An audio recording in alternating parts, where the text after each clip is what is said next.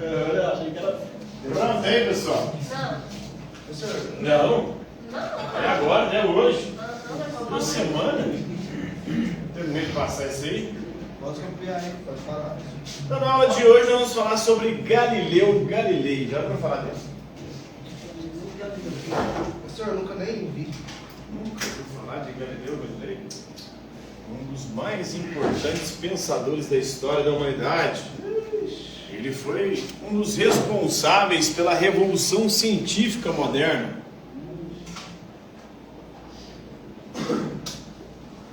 Professor de primeiro tem alta? Não. Ele foi um dos responsáveis pela revolução científica, também físico. Ó, vou explicar aí. Galera.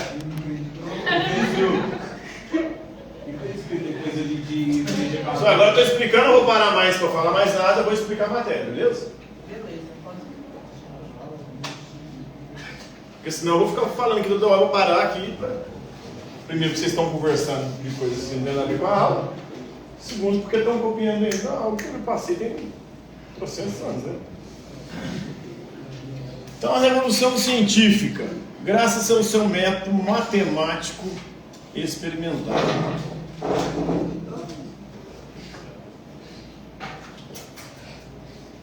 É um método que é usado até hoje pelas ciências.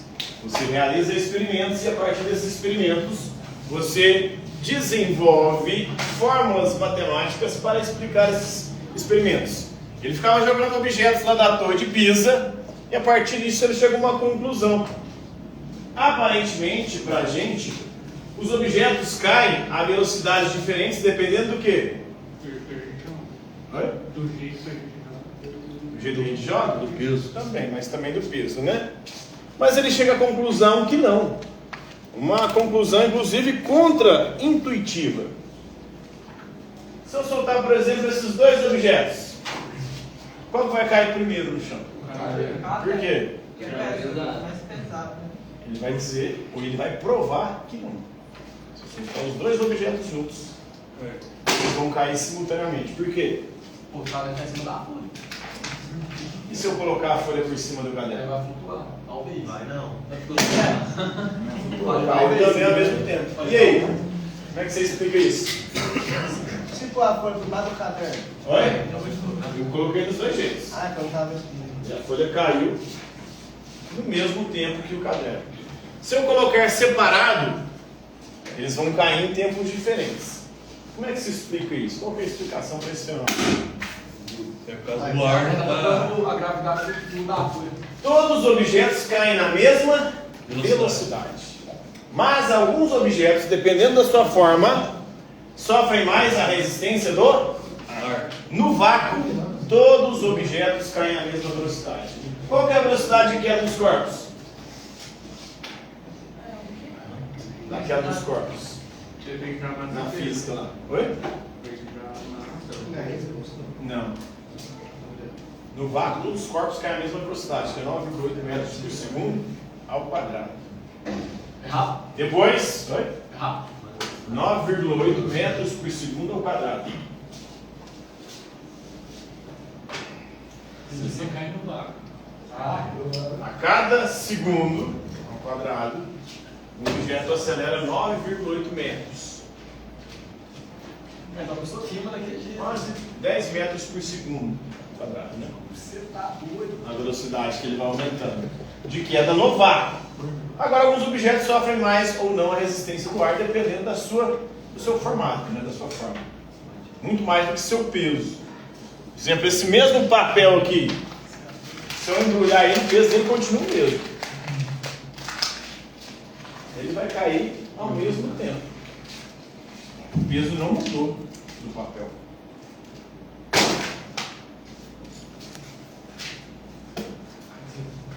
O peso continua o mesmo, ele cai na mesma velocidade que o livro. A gente se engana achando que o peso interfere na queda dos corpos, mas não, o formato do papel que faz com que ele sofra mais ou menos a resistência do ar. Quem chegou a essa conclusão foi o Galileu Galilei. Ele fazia os seus experimentos, através dos seus experimentos ele chegou a essa conclusão de que todos os objetos caem à mesma velocidade. 9,8 metros por segundo quadrado. É a lei da queda livre dos corpos. Ele transformou isso numa fórmula, né, matemática que chega à conclusão dessa velocidade.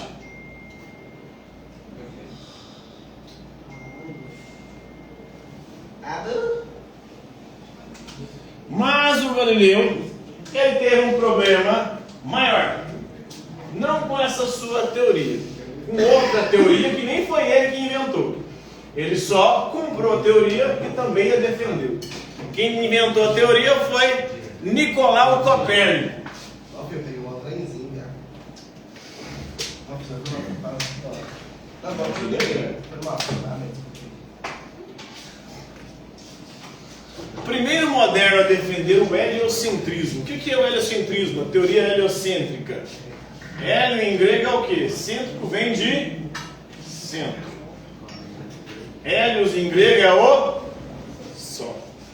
É a teoria que defende que o Sol é o centro do universo. O primeiro moderno a defender isso foi Nicolau Copérnico. Ele fez isso lá em 1543, no século XVI, com o seu livro As Revoluções das Orbes Celestes, quando foi publicado, né? Quando ele foi publicado, ele não era uma teoria que queria se dizer científica ou a forma como a realidade era constituída. Era só uma hipótese. Uma hipótese para se contrapor à hipótese de Ptolomeu do mundo antigo, que dizia que a Terra é o centro do universo. Quando eu digo que a Terra é o centro do universo, qual que é a teoria? Geocentrismo. Geo em grego é terra. A Terra é o centro do universo. Para o geocentrismo. Quem defendia isso? Ptolomeu. Imagina, vai querer já. Mas tinha outros também famosos, como Aristóteles. E Aristóteles era o grande filósofo da escolástica. E tinha também a Bíblia. A Bíblia também defendia que a Terra é o centro do universo. Tem uma passagem onde o profeta Josué está liderando o povo de Deus na guerra contra um povo inimigo. E o que acontecia durante essa guerra? Durante o dia, o povo de Deus vencia as batalhas. Durante a noite, o povo vencia as batalhas. Aí Josué foi e orou para Deus, porque ele percebeu que de dias era melhor, orou e pediu para Deus parar o sol. Porque se o dia se prolongasse, os hebreus iriam vencer a guerra, o povo de Deus. E aí Deus foi e parou o sol. Se Deus parou o sol, é porque o sol que se move, não há terra. A Bíblia é a palavra de Deus. A palavra de Deus não pode estar jamais errada. Quem está errado então são os cientistas. Por isso, a Igreja Católica tinha o seu tribunal da Inquisição para julgar heresias. Heresia significa escolha, uma escolha errada de uma doutrina. E defender o heliocentrismo é uma escolha errada. Copérnico não chegou a defender isso como ciência ou como a própria realidade. Já o Galileu defendeu que sim. A Terra não era o centro do universo. A Bíblia estava equivocada. A Bíblia não é um livro de ciência. A Bíblia é um livro religioso que nos ensina como ir a Deus e não ensinar como funciona, como é o mundo. Ao escrever isso, a igreja foi atrás de Galileu, acabou prendendo. Ele foi preso e teve que assinar um documento renunciando a defender essa teoria, porque ela era considerada heresia, uma doutrina errada, uma escolha errada, né? Então, vosso grave erro e transgressão. O julgamento de Galileu aconteceu em 1633, ele foi condenado. Ele teve sorte, né? Porque ele poderia ter sido condenado à morte. Outro pensador da mesma época foi condenado à fogueira. A Inquisição Romana, em 1600, ela condenou à morte o Giordano Bruno, por heresia também. Porque ele dizia que as estrelas são sóis, igual ao Sol, mas só que mais distantes. E dizia que o universo era infinito. Por causa disso, a igreja mandou ele para a fogueira, foi queimado vivo. Tá certo. E ele estava certo, né? Então muita gente hoje questiona isso. Diz que não aconteceu nada disso, que o tribunal da Inquisição era um tribunal de misericórdia, porque era o povo que matava, a igreja queria um tribunal para pelo menos as pessoas serem julgadas e terem direito de defesa. Mas não adiantava porra nenhuma. Um tribunal que foi criado para julgar de fato, para ter um ar ali de legitimidade, de justiça, mas só que no final das contas acabava condenando as pessoas da mesma forma, como o Jordano Bruno foi condenado.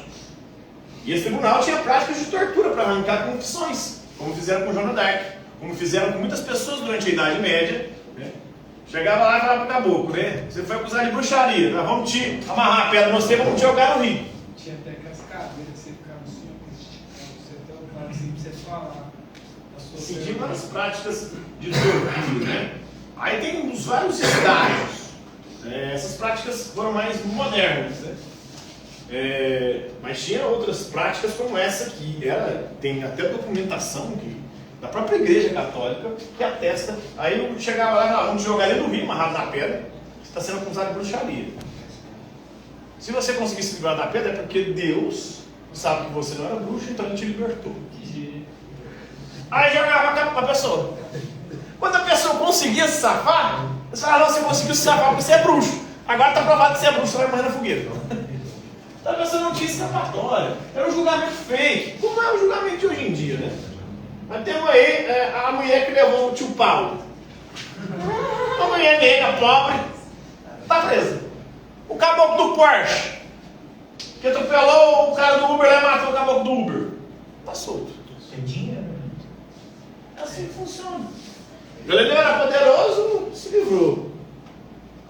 Só teve que assinar um documento prometendo nunca mais defender. O Jordano Bruno já não tinha a mesma posse, o mesmo poder, foi morto na fogueira. Mas o Galileu foi muito mais importante que o Jordano Bruno. Tipo assim, Cientificamente sim. Cientificamente sim, o Galileu foi mais importante. Mas o Jordano Bruno tem ideias bem interessantes também, né? Essa de que ele é o primeiro, um dos primeiros a dizer que as estrelas eram sóis distantes. E de fato é. Isso é verdade. Em 1184 a igreja criou a Inquisição. Antigamente existia, antes da Inquisição ser criada, o povo cristão matava as pessoas que eram consideradas bruxas, hereges. O povo mesmo matava, sem julgamento.